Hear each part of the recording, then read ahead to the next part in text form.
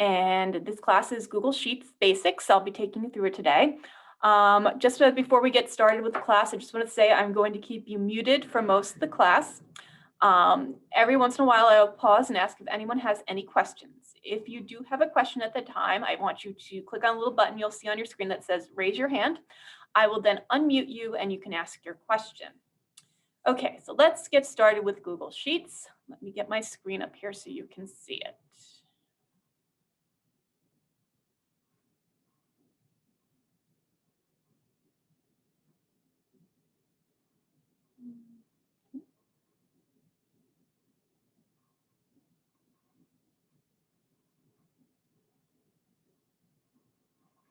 Hold on, I'm having a little problem here.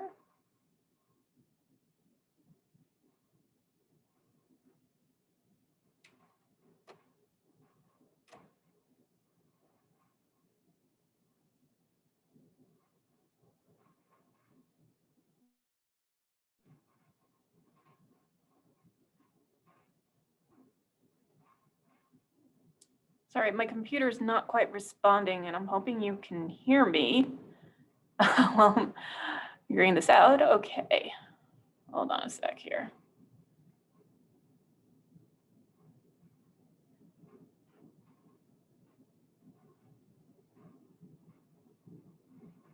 Thank you, Jean.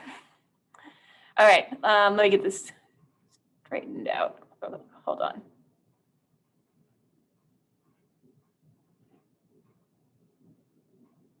Okay, so just to check, Jean, let me know. Can you see the Google Drive screen right now?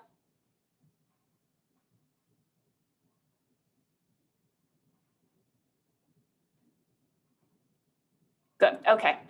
It was behaving a little strangely on my side. I just wanted to make sure. Okay. So where we're starting right here today is I'm signed into my Google account, and we're starting here at the Google Drive screen.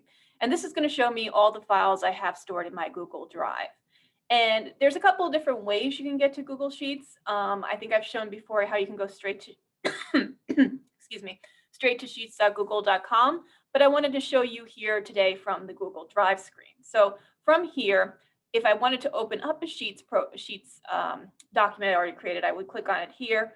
Or if I wanted to create a new one, which is what I'm going to do today, I would click over here on the new button, and then I would go to Google Sheets here, and it would open me up a brand new spreadsheet. Okay, so the first thing I am going to do with my spreadsheet is I'm going to give it a name. So right up here at the top, you have a box that says Untitled Spreadsheet. To rename it, I just click in that box and type in my new name, which is going to be Normandy Elementary School, and hit enter. Now you might have noticed the little icon came up here that said saving, and now it says it's saved to Drive. So what this means here is that as I'm working on this document, everything I change will be saved to the Google Drive in the cloud. This means that I don't have to save my document. I don't have to stop and remember to save. Every time as I'm working, it will keep saving it constantly. This will continue as long as I have an internet connection. If I lose my internet connection, any changes I make after that point will be lost until the connection is restored, as long as the whole computer doesn't shut down.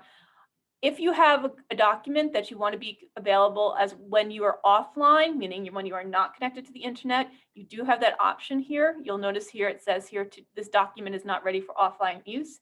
If you wanted to use this document offline, you just click here for turn on.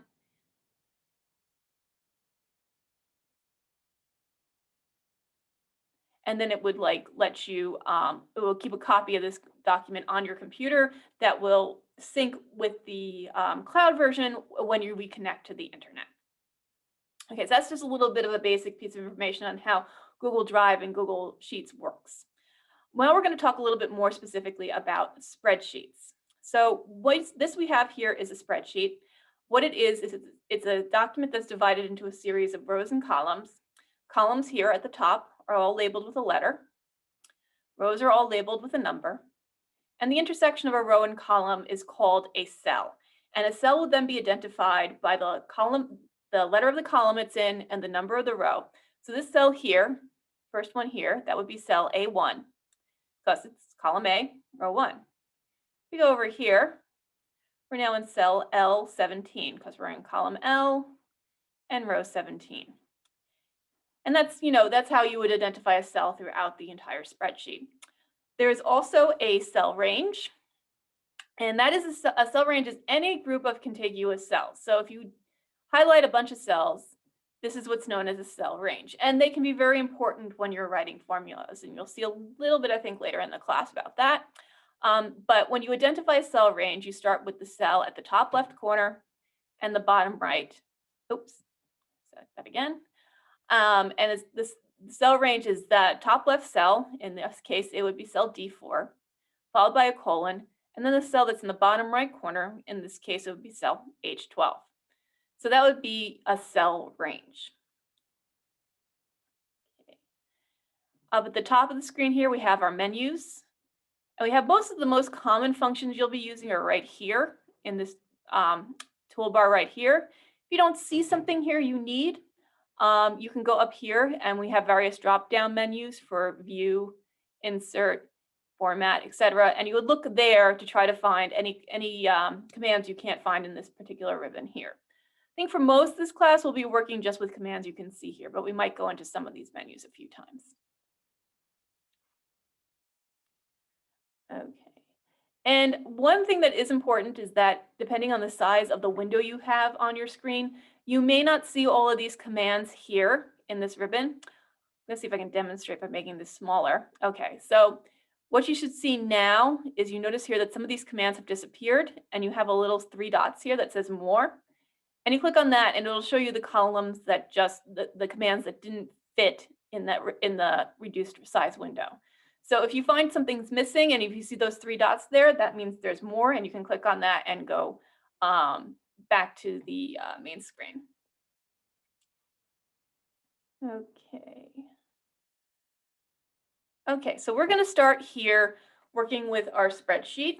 We're going to start just in the very first cell, and we're going to type in what the first text entry we're going to have on this spreadsheet, which is just section 1. So I'm just clicking on the cell and typing in my information. Very simple. Next thing we're going to do is we're going to start putting in more information in this cell. And we're going to put in this first row of what's going to be known as our column headers. So that's going to be last name, first name,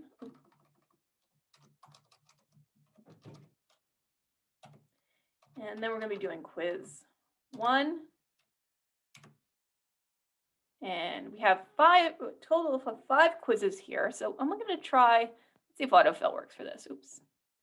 Well, Autofill is really neat. We'll see a little bit more of it a little later on. But what Autofill does is it looks at whatever contents is in your first cell. And if that has a number like this one does, and it says quiz 1, it guesses that that's going to be followed by quiz 2, 3, 4, and 5. And it can also do this for days of the week. It'll do this in months of the year, and it'll do this for formulas and numbers. There are a lot of different uses for autofill. So we'll be good, and it can save you a lot of effort and time. And in our last cell here, we're going to put in average. We're going to be averaging up all these quiz scores. Okay, so the reason this row is important is it's going to describe what kind of data is listed underneath it. So under last name, we're going to have the students' last names. Under first name, their first names, etc. And this is very important, especially if you're going to be creating a spreadsheet that's going to work with other programs, like you're using something for a mail merge or something like that, is to have these column headers be very descriptive of what information is underneath them, because it'll help the other programs work with it more smoothly. Okay, so now we're going to put in the information we have for our students. And there's no real right way to do data entry. Some people like to go down in columns. I like to go across. But whatever works for you is the best way to do it. A few more here.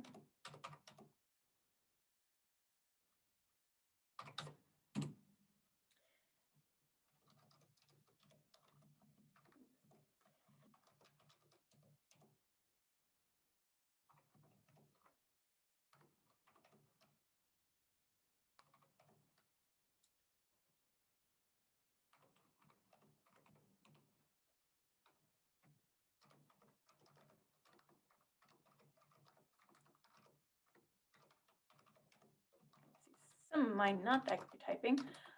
You might see there's a little bit of something that happens a lot when you're working on spreadsheets is if you start typing something in a column that's similar to or starts with the same letter, even that can be that little difference as something already in the column, it'll automatically start adding in information for the rest of that.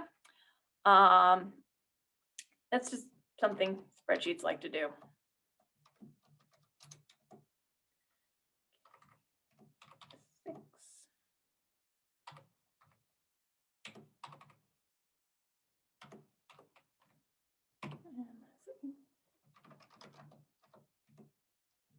You see, as I typed the letter J here, is putting James in. That's not the name we want. So if it starts putting in text you don't want, just keep typing. It'll go away.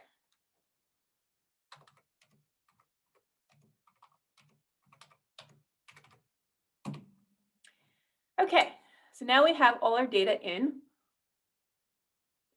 Before we move on, does anyone have any questions about spreadsheet layout or data entry? Remember, you can raise your hand.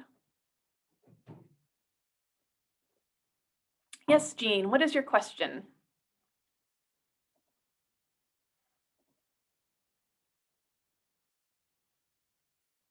Jean?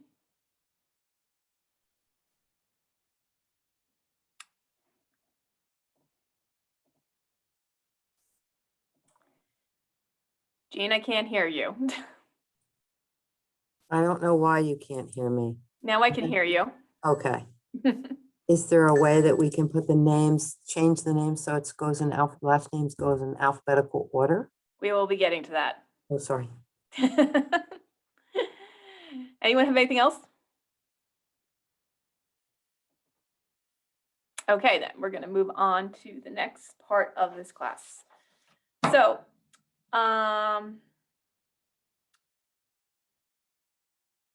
okay. So sometimes you'll put information into a spreadsheet and you'll realize that you need to insert additional information into that sheet, but you need it to be between data you've already put in. And to do that, you really need to insert a row or a column into your spreadsheet. So we're going to insert both a row and a column into the spreadsheet. We're going to start with a column.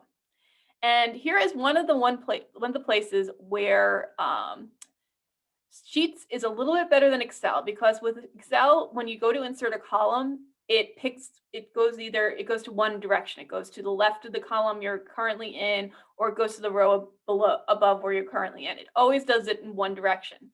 Sheets gives you an option. So if I go here to the insert, I have to insert a column both to the left or to the right of my current column. So I want to put in another quiz. So I'm going to put a column to the left of the column I'm currently in. And notice here now I've got some space here. That's going to be where quiz 6 is going to go. And I also want to insert a student. And I want her to go between Miranda and Alistair here.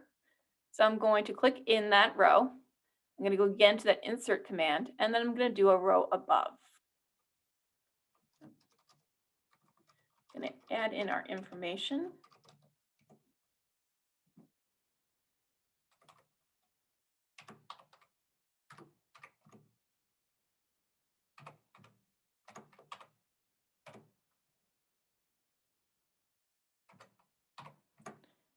And then my column.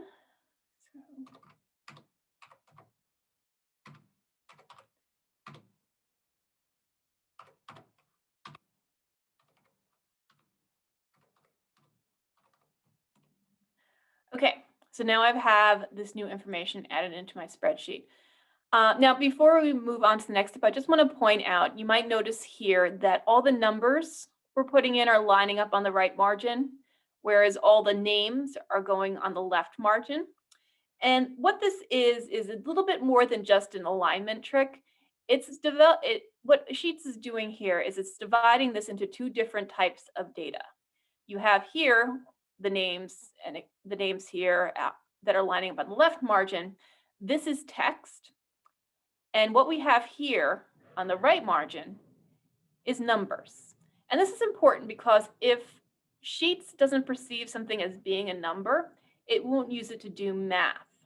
And spreadsheet, one of the big things you do with spreadsheets is you use them to do math. So that is very important that Sheets distinguishes between what is text and what is a number.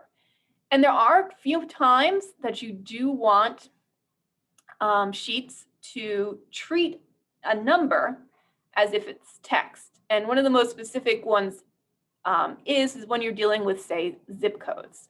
Particularly when you're dealing with zip codes like the ones we have that start with a 0. Because if I just go to a cell, so I'm just going to go over here, and I type in a zip code that starts with a 0, Sheets turns that into 7866 because that 0 at the beginning of the number doesn't make any sense to it, because you don't start a number with a 0 like that. What you can do to get around this is you have to tell Sheets to treat that number like it's text. And this very simple solution, you just hit the apostrophe before you type in the number. And that changes it to text, and it keeps that 0 in front of it. You can also do this by going in, selecting it, and choosing a number format that turns it into text. But I actually find the apostrophe, at least when you're doing data entry, is easier. If you got a whole bunch of stuff dumped in that you have to format after the fact, the other one might work. But if you're just doing it where you're entering it using data entry, you can just use the apostrophe before that you type in the zip code. Okay, so now we're getting into that math. We're going to be doing our first formula. And what we're going to be doing is we're going to be calculating the average grades for these students. Now, there's a couple of different ways you can do this. So there is the long way and the short way. And the long way is how you typically calculate an average, which is you add up all the cells and then you divide by the total number of terms you're using in your equation. So we're going to start here, and we're going to do the first sheet, we're going to do the long way. We're going to start by typing the equal sign, which is how you start a formula. And already it's giving us a suggestion here for the easy way to do it, but let's just do this one the long way. Then you're going to have to open up a parenthesis. And then you don't type the numbers from these cells, you type the cell that you want to put in. So we want to start here with cell C3. And we want to add that to cell D3, E3, F3. Notice the different colors. It's showing you what cells I'm including. And finally, H3. And we've done 6 quizzes here. It's like 1, 2, 3, 6. So we're going to divide by 6. And the symbol for division in a formula is the slash. And then I'm just going to type the 6 in. And then hit the Enter key.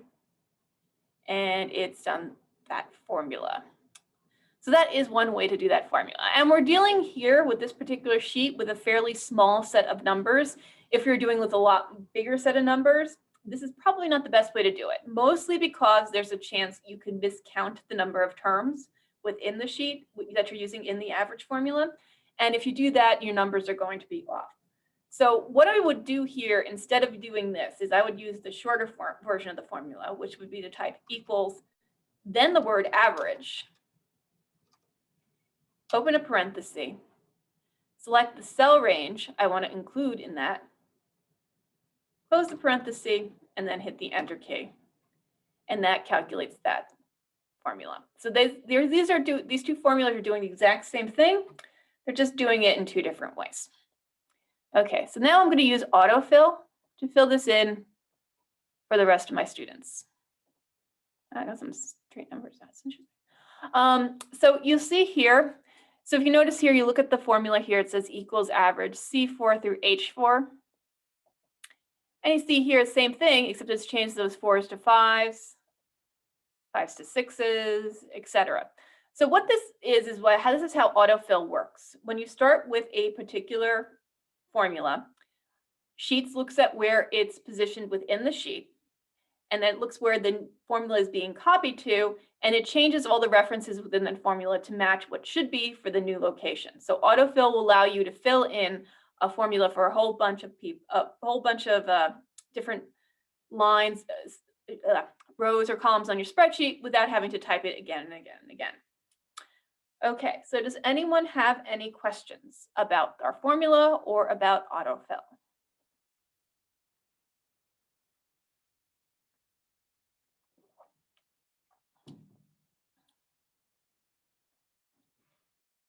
Okay then, so we're going to move on. We're going to do some formatting here now.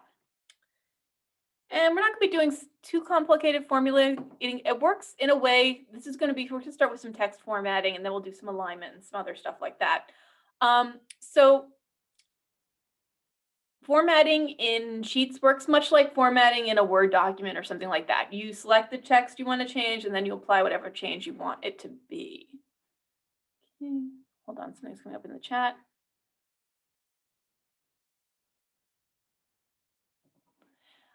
So what we're going to start here with is, we're going to start here with section 1, this first cell here. And we're going to start by making it bold. And we're going to change the font size here so it's up to 14, so it's bigger. Okay, we're going to do something similar to some of these other ones. Let's start here where we're going to make those headers bold. And we're also going to make the students' names bold as well. So again, just select and apply the change you want. Okay.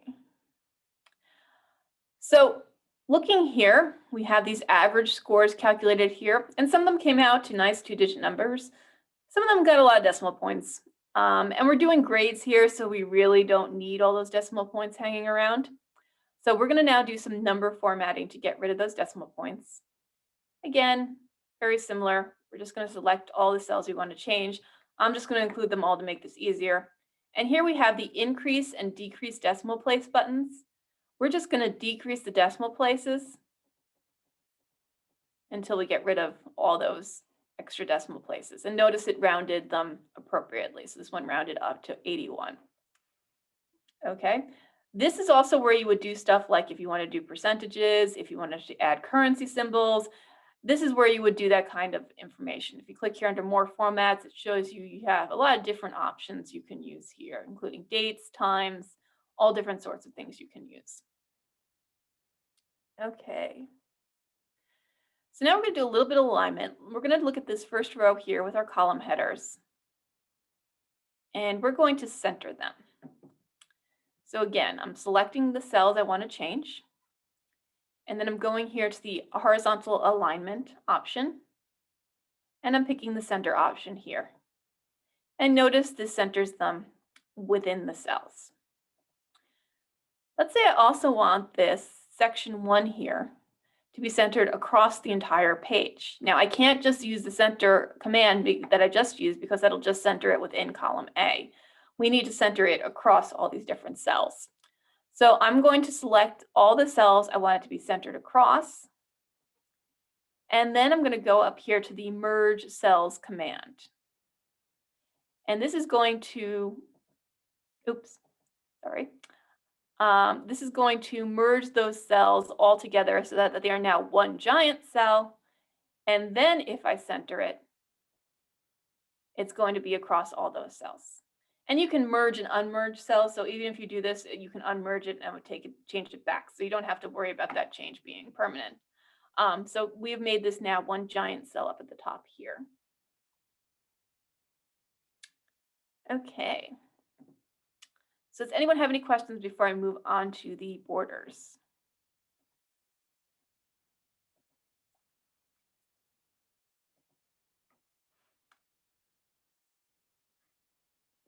Okay, so if I was, so you now see, as you're looking at the sheet now, you're seeing that there's these lines in between all of our cells here. However, if we were to print this out, you would not see these lines. There is usually a quick option to add these lines in called print grid lines, but we want to do something that looks a little bit nicer. So we're going to put some borders in place on our sheet here. So we're going to start with a border, thick border that's going to go around the outside of all our cells. So I'm selecting the cells I want to include within that. And I'm going here to the borders options. And you see here, we have a couple different things here. the places where we can put borders. Also here we can change the border color, and we can also change the style. Let's make this, I want this to be a heavier border, so I'm going to select that one from the drop down. And I want to go the outside, so I'm going to then select here the outer borders here. And that put a thick line all around our cells. Let's say I also want to add a few more. Let's say I want to add a thick top and bottom border to separate out this row. So again, I'm going to go to the borders option here. And it's still set on the thick style, so I'm going to leave that there. And I'm just going to add a top border, which is going to go on the top of that row, and a bottom border that's going to go on the bottom. Okay. Now we're going to add borders in between all the other ones. And I want this to be a thinner border, so I'm going to switch it back up to here. And what I'm going to pick here is the inner borders option. So this is going to add both horizontal and vertical borders in between all my cells. So I'm going to click here on inner borders, and we got them there. Okay. So this is now has all these borders in place, and when we print it, they will all be there as well. Does anyone have any questions on that? Okay. So in addition to the borders, we're going to add a little shading to this as well. I'm just going to add it to this first row here. So I'm just going to select these cells, and I'm going to go to the fill color, little paint bucket here. And from here, I can just pick any one of these colors. I could even go and create my own colors if I wanted to. I'm just going to use this blue here. Okay, so now we have this border, this row shaded so it stands out a little bit more.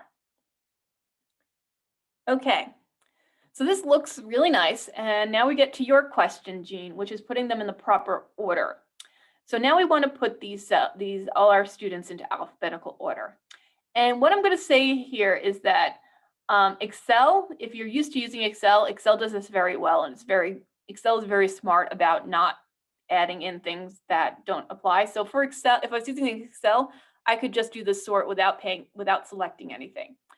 Sheets is not quite that smart. So if I try to do the sort without selecting anything, it would sort this last name down here into the alphabetical order. It'll be somewhere above Miranda Lawson.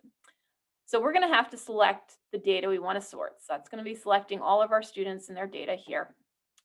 From there, we're going to go to, where is it? Oh, okay. So I think it's under data. Yeah, there we go. Data we have here, sort sheet by column A, or we have sort range by column A. We're going to go with the sort range by column A to Z. So that gets our cells now our students now in proper alphabetical order. If you wanted to, you could do it the other way around as well. You could do Z to A. But that's where that command is, to put them in alphabetical order. Okay. So before I move on to what we can do to print this out, does anyone have any questions?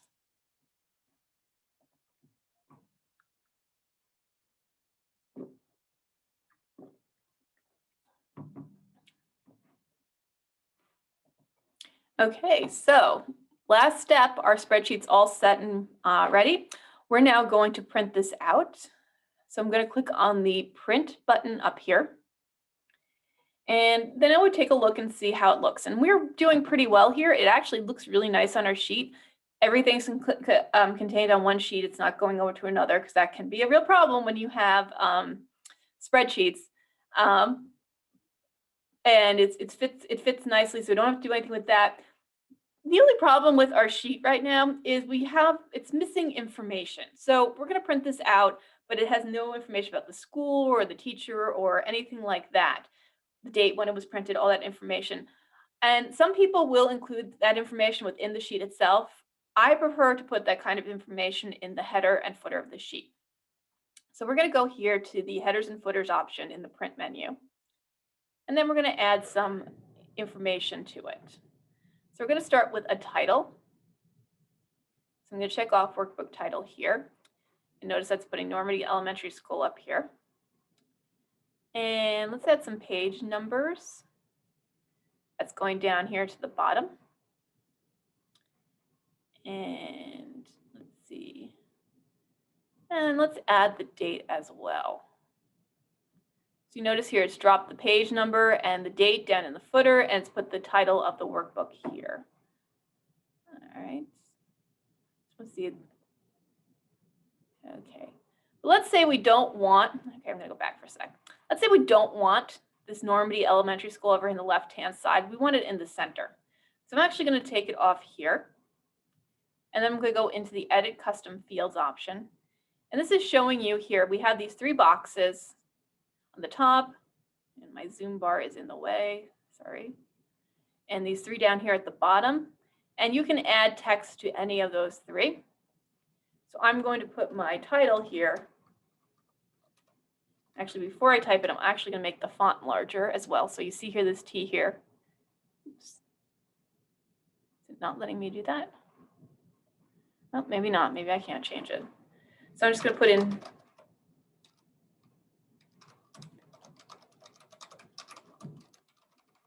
so I could put that text there. So I could put anything I wanted in these little boxes. Okay. Once that's done, I'm going to say confirm. And now we have that information on our spreadsheet and will be visible when we print it out. Okay. From here, I click next. And that's when it would go and print out. Okay, so our spreadsheet is done and ready to be printed out. That's about it for today. Does anyone have any questions? Okay, Maria, what's your question?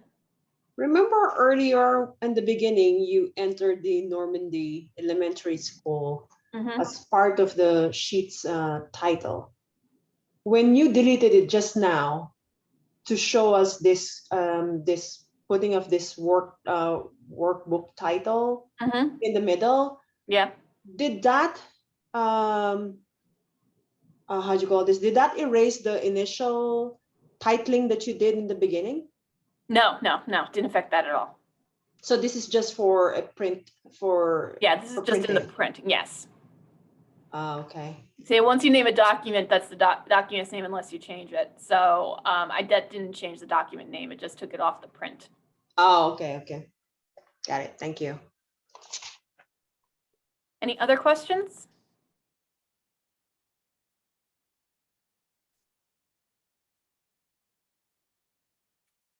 Okay then, well, thank you everyone for coming, and that's about it for today. Hopefully I will see you next week when we're doing some more advanced stuff in Google Sheets. Thank you. You're welcome.